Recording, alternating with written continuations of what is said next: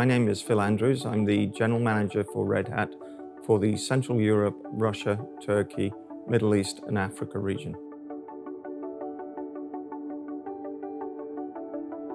Red Hat has been in the open source industry for 28 years. We pioneered the development of techniques, tooling and organizational support to make sure open source is enterprise consumable. Open source is a source of huge creativity to produce software on which many digital transformations and much of the cloud world is based.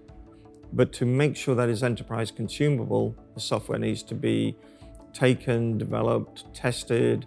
It needs to be made compatible with enterprise applications, technology, hardware technology, and it also needs then to be supported through life cycles of version 1, 2, 3, whatever, so that customers can then depend on that to run their enterprise business.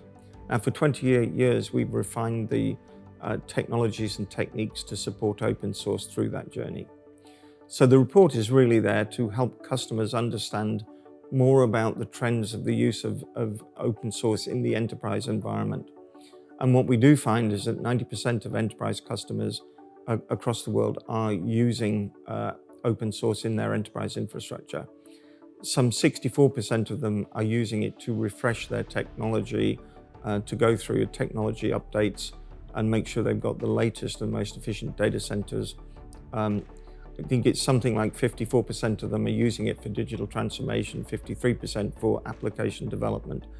And all of these go hand in hand with this next generation of digital business and digital environments.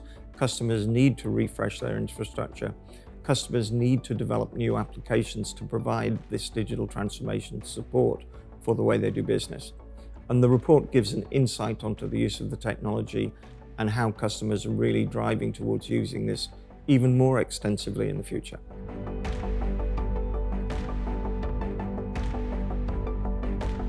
Now, I've been with Red Hat nearly 13 years, and when I joined Red Hat, I came out of the proprietary technology industry, and open source had a question mark about whether it was secure enough, whether there would be backdoors, etc. But again, companies such as Red Hat and the army of programmers in the community have spent much of their time making sure there are literally people covering the potential for security backdoors or flaws or areas that potentially hackers could get through and get into the code. So as a for instance, if we see a backdoor or we find out about a security vulnerability in one of our products, 99% of those are dealt with and a patch developed and available within a day. So customers are becoming more and more confident that with the number of eyes from the community on open source and companies like Red Hat developing the code and supporting the code, any security issues are taken care of very, very quickly. So they become much more confident, and security issues can kill a company.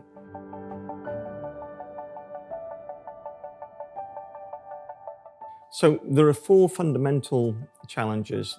The first is support, the second would be compatibility, the third would be security, and the fourth would be availability of skilled resources.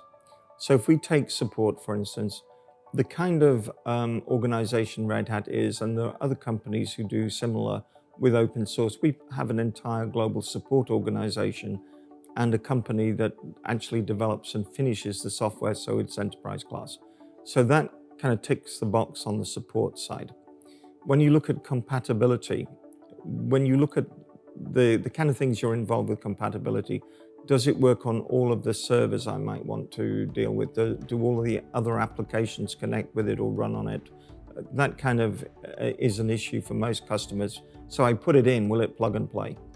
And again, part of the development methodology, part of the ability to deliver finished product involves many partnerships in the industry where Red Hat would work with other companies to make sure they've fully tested their technologies with our technology before it's released. So that takes care of the compatibility side.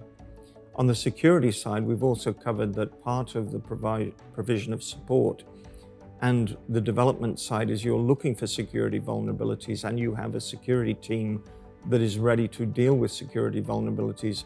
If you miss them and somebody found it in real life, then you would literally be able to fix that very quickly, get patches out for software. So again, that takes care of security. If we look at the challenge of qualified IT staff and the technical skills, that is going to become a global challenge as we become more digital. Now, we have very strong training products. For instance, we have online training for every single product that we do. People can buy training subscriptions that give them access. We also set up academies in conjunction with universities, so students come out of university. And again, in engaging with governments, very often we will work with governments in the region on initiatives where literally people want to produce 100 new programmers a day. And that needs training, that needs the resources. And those are the kind of initiatives that are also in the technology vendors' interest to make sure good, skilled, trained resources available to deal with the technology and make sure it's used well, because trained users are happy users. So yeah, we take care of all four of those. And the whole idea is that we help to remove those barriers over time.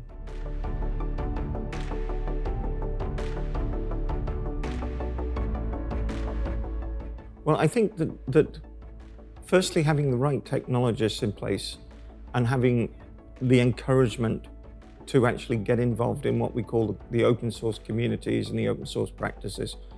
Open source is a very cosmopolitan environment, and you get some brilliant programmers and you have very lively communities around certain products. There are very often meetups and exercises to encourage people to be involved, because the community helps develop the direction of the technology. Getting involved with the community can also help move the software in the direction you need as a customer. So community engagement is, I think, one of the things that should be encouraged within the staff. I think the second thing is picking a vendor very carefully who also has very high community engagement, because having the right technology with the right features makes it much more adaptable and much more adoptable.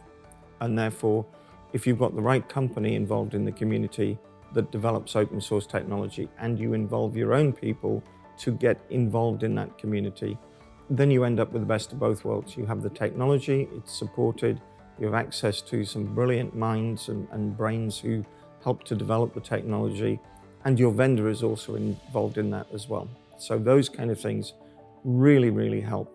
And then look for the new innovations, because there's always something new in the open source world.